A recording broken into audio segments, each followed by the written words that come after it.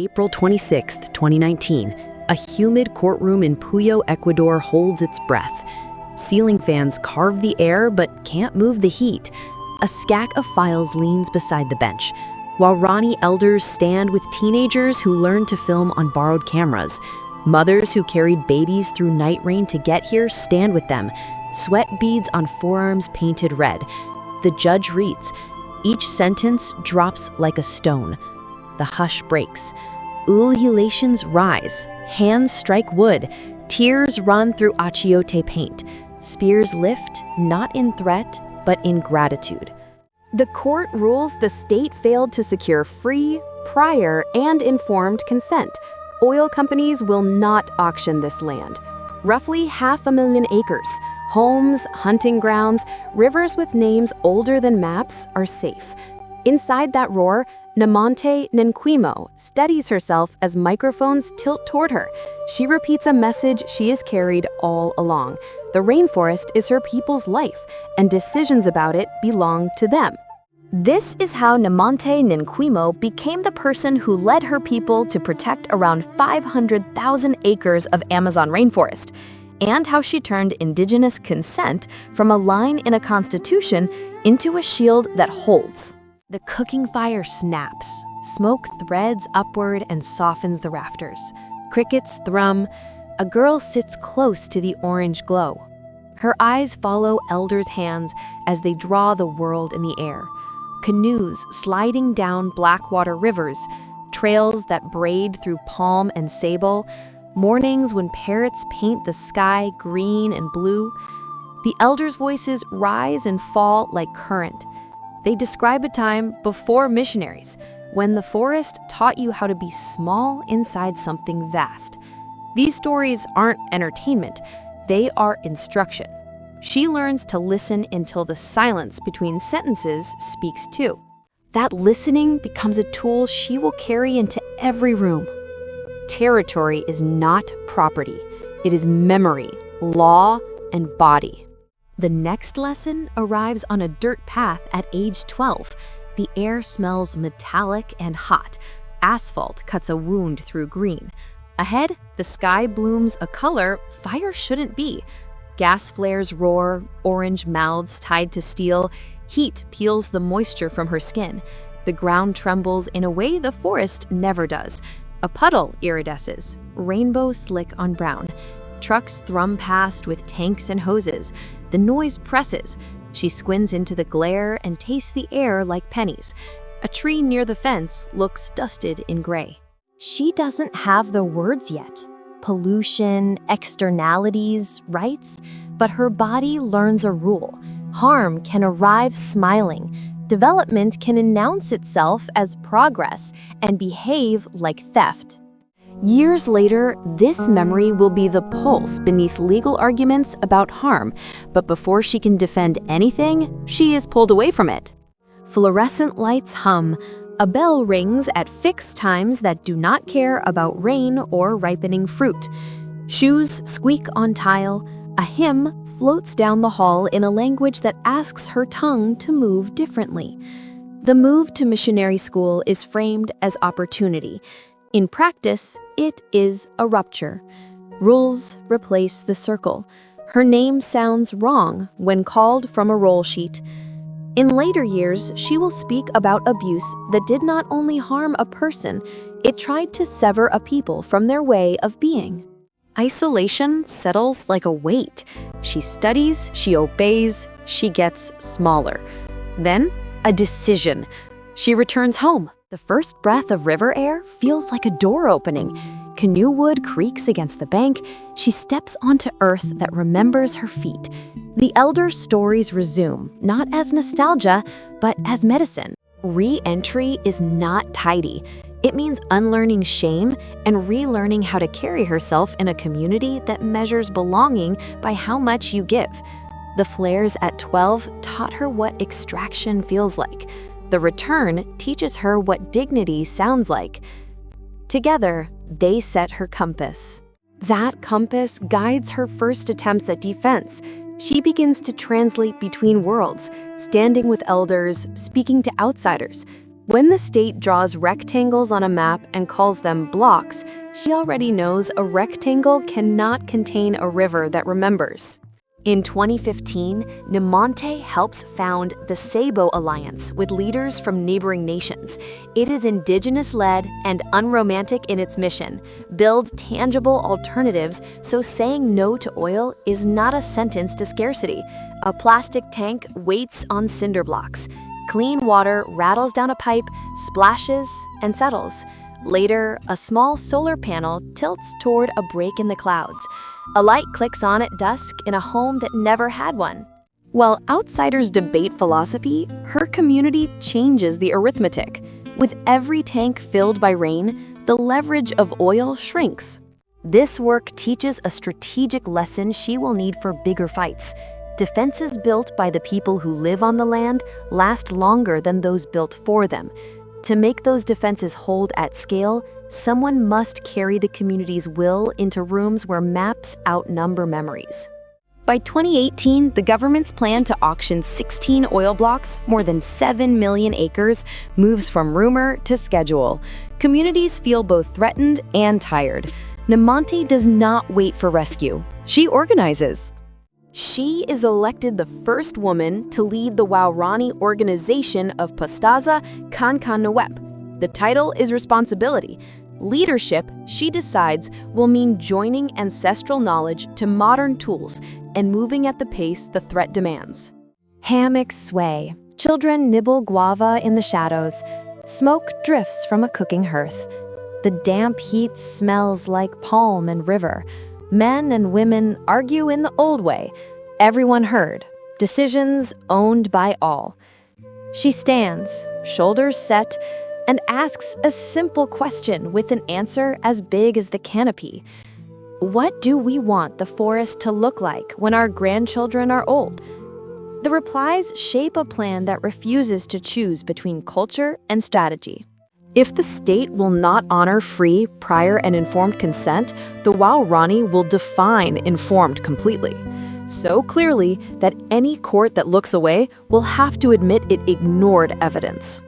A grandmother walks with a GPS unit in her palm, thumb hovering over a single button. It chirps each time she points to a salt lick where tapirs congregate, a grove or medicine stand, a clearing where an ancestor is buried. Beside her, a youth carries a drone in a plastic case.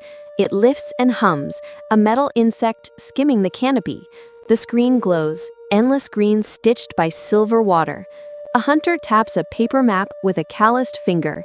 He traces a rimmer that changes voice after rain. Each point recorded becomes an argument anyone can understand. This is not empty space. This is a living library.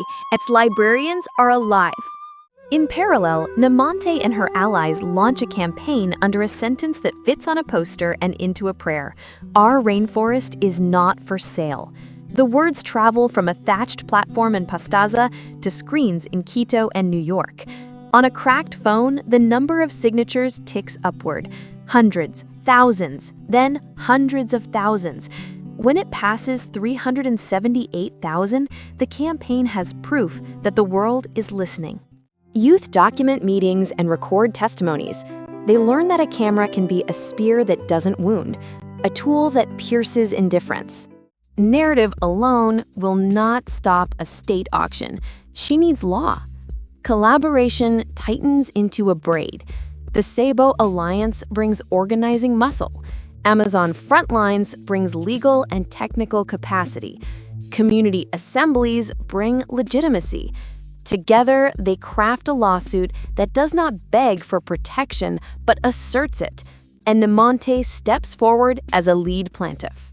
Ecuador's constitution recognizes free, prior, and informed consent.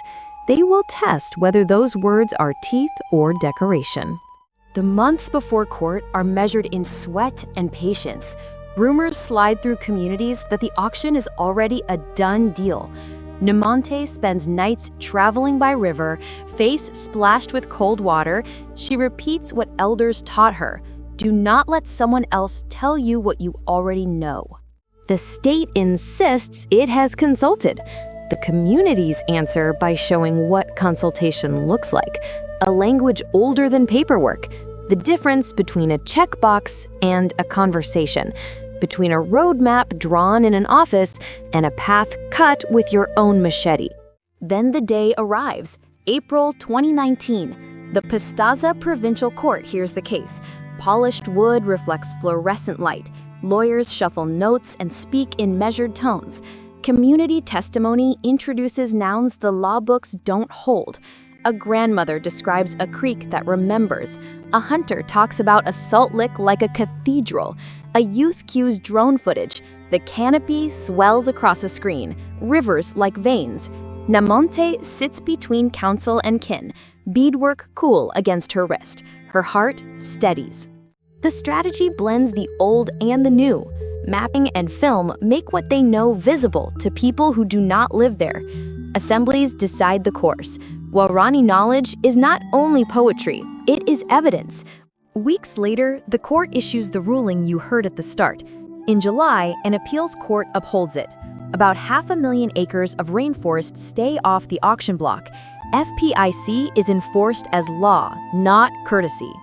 Success can seduce people into thinking a battle is the war. Nemonte avoids that mistake by naming what the victory is and what it isn't.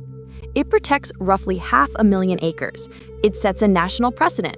It does not silence the logic of extraction. The work must mature with the win. Attention follows. In 2020, she appears on Time's list of the 100 most influential people and receives global awards that spotlight Indigenous leadership in climate defense, including the Goldman Environmental Prize and UNEP's Champions of the Earth.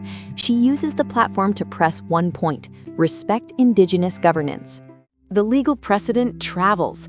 Other indigenous nations in Ecuador reference the case to assert their own rights. Lawyers cite it. Journalists use it to explain how climate defense and indigenous sovereignty are the same sentence spoken in two dialects. The Sabo Alliance and Amazon Frontlines convert recognition into capacity, more training, more mapping, more clean water systems. The work ends not with ribbon cuttings, but with households that no longer have to compromise with poison. A new test arrives at the national scale, August 20th, 2023. Ecuador votes on whether to keep oil in the ground in Yasuni, one of the most biodiverse places on Earth. Organizing converges. Indigenous movements, urban youth, artists, scientists. The vote itself becomes an act of consent scaled to a nation. About 59% say yes to leaving the oil underground. The result tastes like a future long promised and often deferred. Legal timelines require withdrawal. Bureaucracies move slower than ballots. That vote, like the 2019 ruling, needs to be made real. Early signs point to delay. Agencies hedge, schedules slip, officials float multi-year shutdown plans. In this fragile window, her message does not change. Respect the decision and respect the people who made it. A stage lit cool blue, city air beyond glass. Nemonte steps into the light to accept a Time Earth Award. The room goes quiet in that way awards rooms do. Polite, expectant. On the screen behind her, images of rainforest and rivers unfold. She lifts her eyes to a global audience and says slowly what she has said in community circles for years. She's not asking to be saved. She's asking that we respect her. The line reframes the story in a room accustomed to rescue. Respect implies limits. It implies consent. That year brings another lever. Amazon Frontlines receives the Hilton Humanitarian Prize, a major award that carries both money and attention. Nemonte helps direct both toward the infrastructure movements need to last.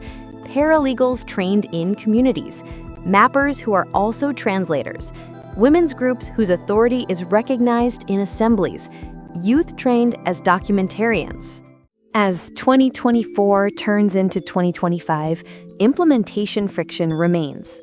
Ministries miss deadlines, companies return with new terms and different logos. She answers those pressures with the math that guided the first fight. When communities are organized, alternatives exist, and consent is understood as a living process, pressure finds fewer weak points to exploit. The work is not glamorous. It is the difference between a future decided in a meeting that begins with, "as you know," and a future decided in a circle that begins with, "as we remember." Her design principle is simple: build from the inside out. Then speak outward without apology. Rainwater systems matter because they let people decline a bribe. Solar panels matter because they make a night safer for a mother walking home on a narrow path.